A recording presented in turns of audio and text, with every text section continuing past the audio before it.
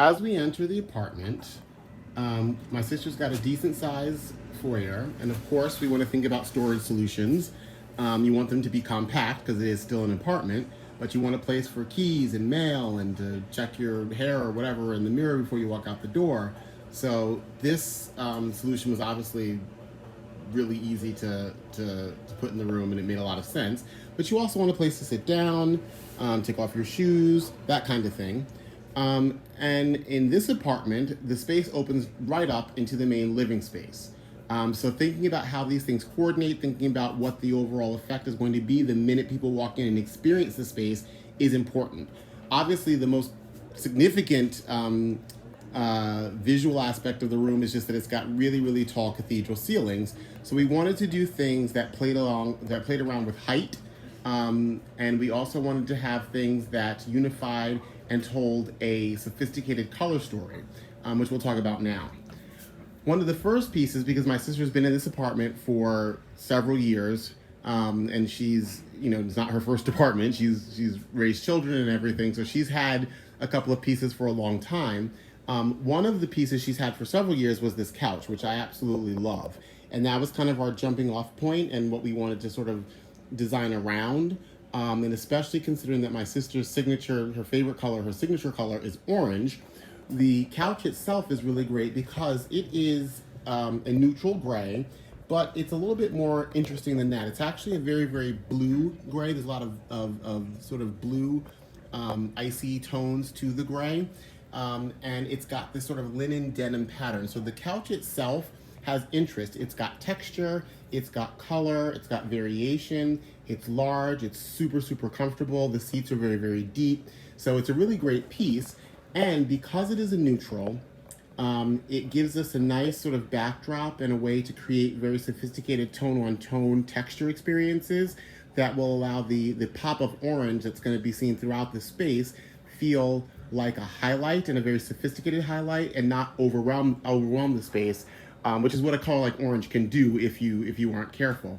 You'll see in this case we've got lots of different types of texture, from the fuzzy pillows to sort of the hairy pillows in back. We've got the denim textures of the sofa itself. We've got some embroidery. This pillow I actually really, really love because of the intricate embroidery that's on it.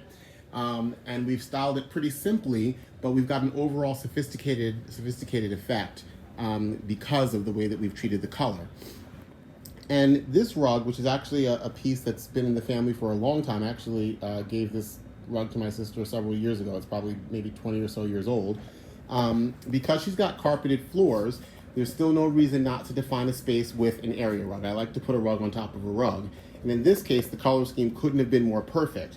We're picking up these sort of like warm, chocolatey gray tones from the actual rug that's in the apartment, but we're making them work and play against the gray because as the sofa touches the carpet, it starts to bring some of the gray tones out of the rug as well. So there's sort of that oatmeal gray color story happening, which helps take the neutral gray away from just the cold iciness to sort of a warmer tone, and allows to have a much more sophisticated neutral backdrop for things like the oranges that we wanted to bring into the room, both in the decor pieces that you see there in the vase or in the flowers, but also in other ways, like the way that we've taken copper and played, with copper as an orange in this coffee table, which we got this coffee table really, really cheaply, like maybe $15. The legs are what I like the most, the spindle legs that we've gone ahead and just spray painted and made them a nice metallic copper, which we've then repeated in the side tables. We matched them on either side of the sofa and then just simply sprayed just the handles that same copper to sort of repeat that color and play with that orange tone, the orange family, not necessarily like directly on the nose orange, but in subtle ways that make that orange feel more sophisticated, more layered, and more nuanced. Even things like using leather, an orangey sort of tan leather around a decor piece helps to bring that color in lots of different interesting ways. Another thing that we did was include a lot of different types of wood, from painted wood in the gunmetal gray of the side tables or the copper of the coffee table, but also in a white oak that we used in this mirror, which I actually love because the mirror helps to reflect both color from the other parts of the room and the other room in the distance, that's the dining room kitchen area, but also the light that will come in from things like the big patio window, the patio door windows that allow us to reflect more light and bounce it around the room, including the TV cabinet, which was an interesting solution because we've got a room with really, really high ceilings, but we also didn't have a really great place to put a television because the room is actually fairly small for the size of the apartment.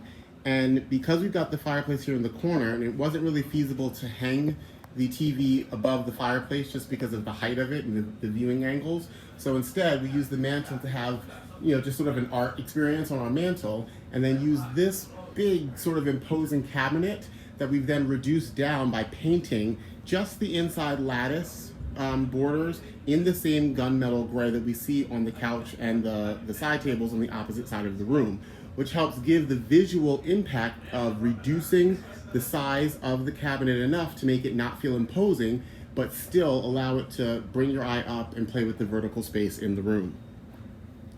Doing that allows us to have room to maneuver and walk around the room, have little vignettes like our seating station over here, have us bring in secondary and tertiary colors like our greens, our coppers, and even jewel tones like we have in the pillows here on this chair, and its mirror on the opposite side of the room that repeats another pillow in a different shape and different pattern, but that same plum jewel tone that allows us to layer in even more color and not be stuck with just, orange and gray. We're able to subtly mix in other colors that can complement and work with what we're doing as opposed to clashing with or matching to on the nose.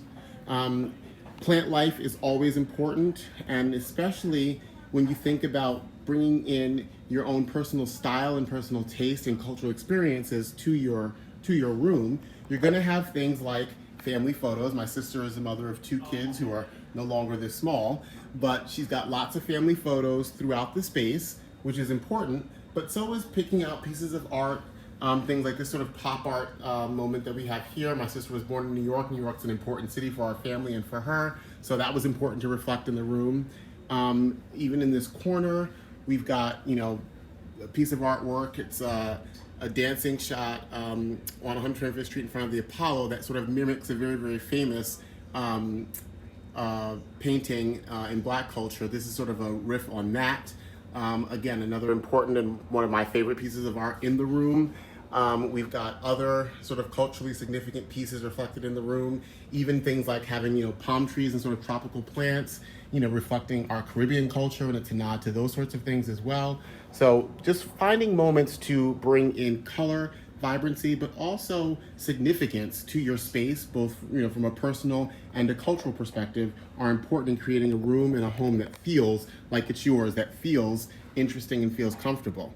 And making sure that you do things like carry the indoors out, like we did here with the patio space, which you can see from the room. And we've repeated things like the oranges and the greens, and we've done them in much more vibrant, almost fluorescent colors in the chartreuse that we see in the table and chairs. And we've got lights that illuminate things. So that allows us to have an indoor-outdoor experience. In the summertime, obviously, that's great. But even in the cold weather, because when the curtains are open, you're able to see that space. It makes everything feel like it's unified. And even the window treatments, which is a great area, a great place to bring in a signature color, and we've done that in the burnt orange of the window treatments. The room itself opens up into her dining space, which we've got more of those pops of her signature orange, both on the walls and the artwork and some of the furniture pieces, but we've toned it down with things like these gunmetal gray bar stools, which speak to the grays that we saw in the other space. We've got the table, which sits opposite her workstation because, with COVID, she's working from home. So she wanted to have a nice, cool, bright workstation from a color perspective. So with that bright orange, it was important that we tone things down with warm woods, but also with really fresh, bright, crisp whites in both how we dress the table and the chairs that we put around it to make that orange both stand out and not have the room feel overwhelmed. And then repeating some of that copper, some of that gray in her bar cabinet that's also in the room. So it's things like this, along with what we've done on the walls, both with artwork and with family photos, that allow us to create a space for my sister that feels comfortable, that reflects her personal style, that's interesting, and that works from each of the angles that you experience the room or are in the room.